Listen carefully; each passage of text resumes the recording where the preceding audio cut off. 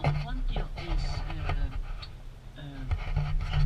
like bear, and Urho is like strength, and others like that. We have 8 icebreakers here in Finland, and that's what they are. We have 80 ports in Finland, which all get ice during the winter. Here in Helsinki, the ice is about 30 centimeters further out, about 1 meter. Some years we can even drive by car over the sea. It's so strong, the ice. So we need the icebreakers to keep the the ports open. 23 of these 80 ports, they are kept open during winter time. 80% of our export and import goes by boat.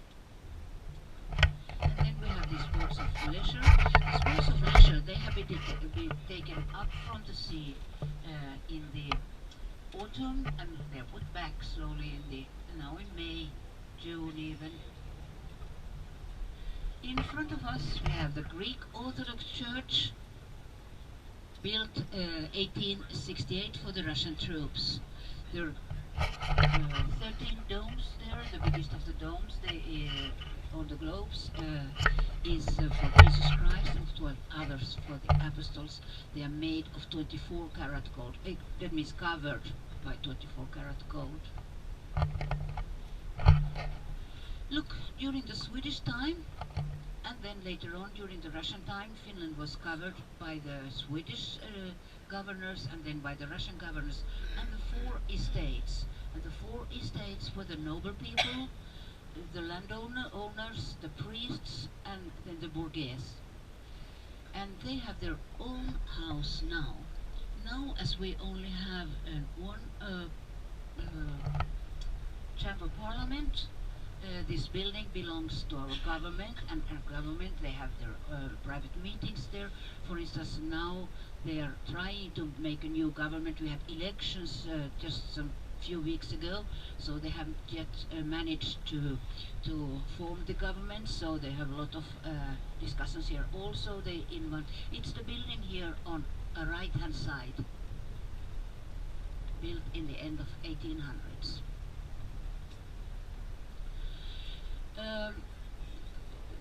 The priests, they started noting everything that happened in persons' lives, births and deaths, in the church books, and the national archives we have on right hand side. They are now on the back of us.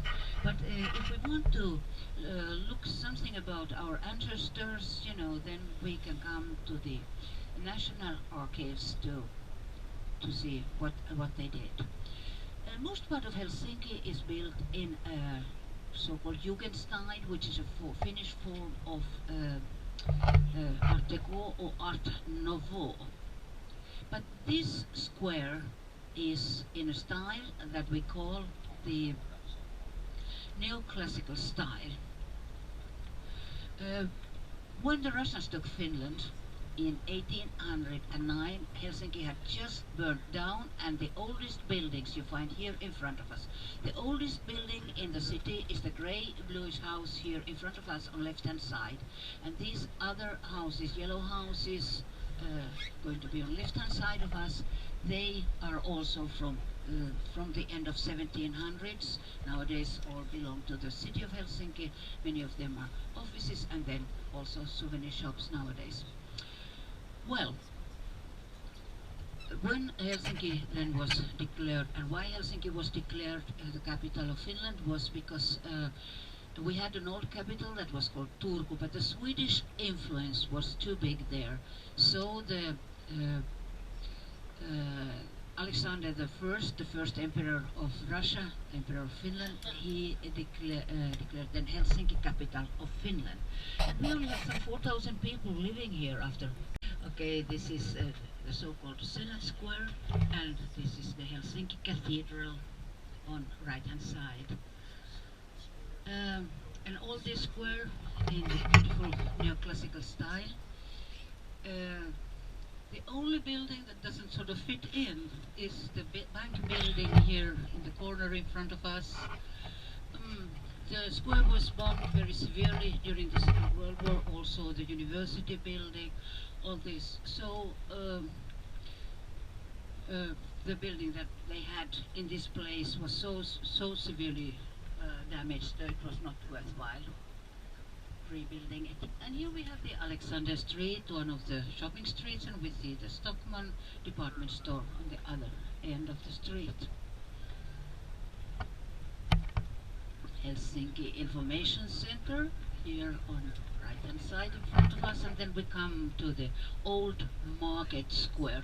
Actually, the Senate Square originally also was a market square, but when Carl Ludwig Engels started rebuilding it, the market square was moved in the beginning of 1800s to this area here close to the port. And nowadays here at the market square we can buy both food but then also souvenirs, clothing, small jewelry. It's very popular to come here for breakfast in the morning.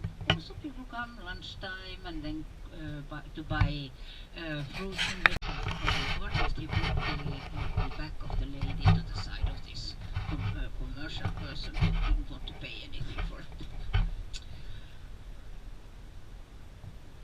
Also, there was this park, you know, the Esplanade Park, the other side, and that park used to be the park where sort of the elegant people, the rich people used to walk. The poorer people, the working class people, and Norway has crosses, and Denmark and Iceland, they all have crosses. It's because of the Christianism. And in the Finnish flag, the blue in the flag, it symbolizes our sky and our waters, all our 188,000 lakes, and then the sea around us. And then the white in the flag symbolizes our white summer nights and also our snow. And together, blue and white are symbolize peace. In Helsinki, we do have two Catholic churches. Only some 10,000 Catholics here. As I said, during the end of Swedish time, we were not allowed to have any other religions. Only after the Russian time we were allowed to have Catholicism here. So you can see between the trees here on right hand side, red brick church. Little bit you can see of it. Red brick church, can you pass the tower only? But it's the St. Henrik Church, one of the Catholic churches here. On left hand side we have the Olympic port.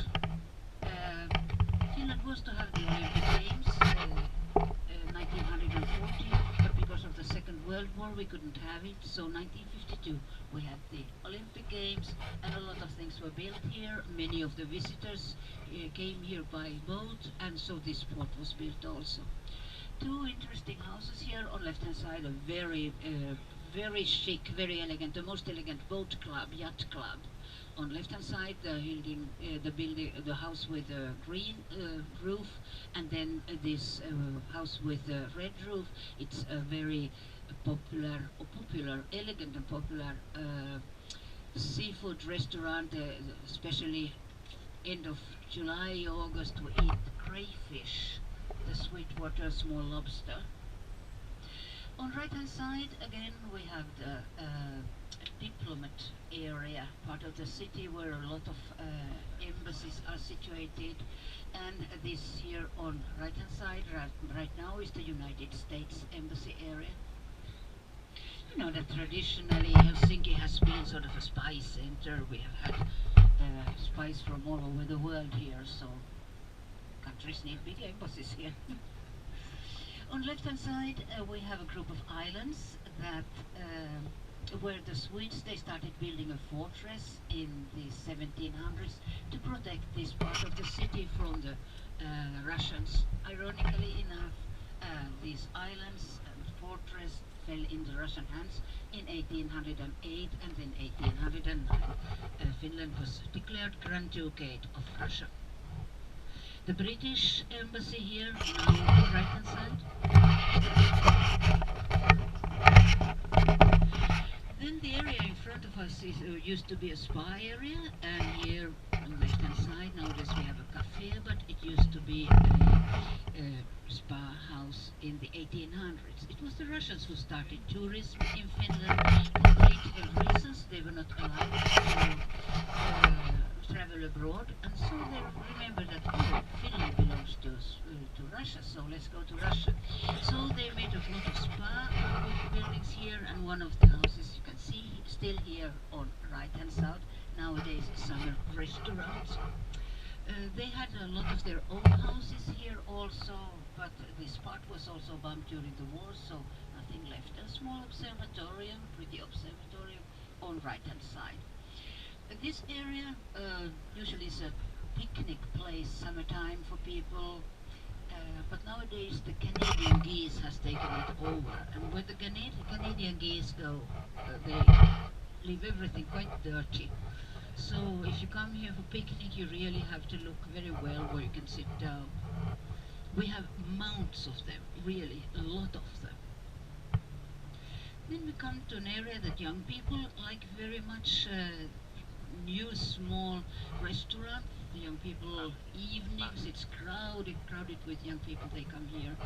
It doesn't look very much, but they like the place and close to the sea. And then these small tables here on left hand side, they are not for the bar. They are to wash carpets. In the old days, in the poorhouses, the women they cut old clothes to wave carpets, and the women wove the carpets. In every stripe, they had their memories. One was the dress, she had worn was when when she was pregnant of the first child, and things like that. You remember from these carpets. So it was traditional that the men they washed the carpets, and nowadays it's sort of a sport that summer weekends, Saturdays, Sundays, architecture from the 1800s in Europe. You had an architecture called Art Deco or Art Nouveau. Here in the north, it's a little bit more simple and sort of plainer and more plain. And in Germany, in the 1800s, beginning of 1900s, there was an architectural magazine that was called Jugend. Jugend means youth. So people started calling this architecture here Jugend. There is, every now and then you see a more modern house here. It means also that, during the Second World War it was bombed, and Helsinki was quite severely bombed, really, especially in 1939-40 and then again 1944. So so the house has been so much destroyed that it's not been worthwhile to sort of rebuild it. So they have built something new.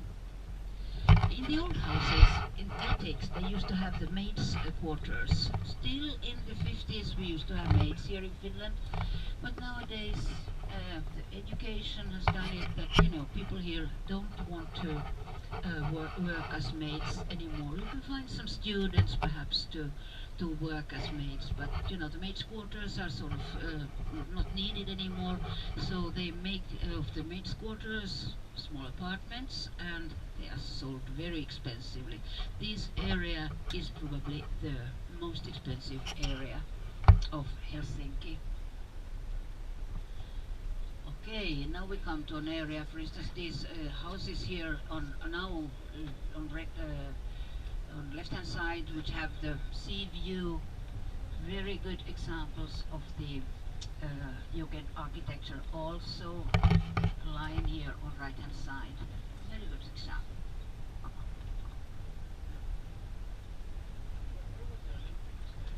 We're going to the Olympic Stadium later on. Okay.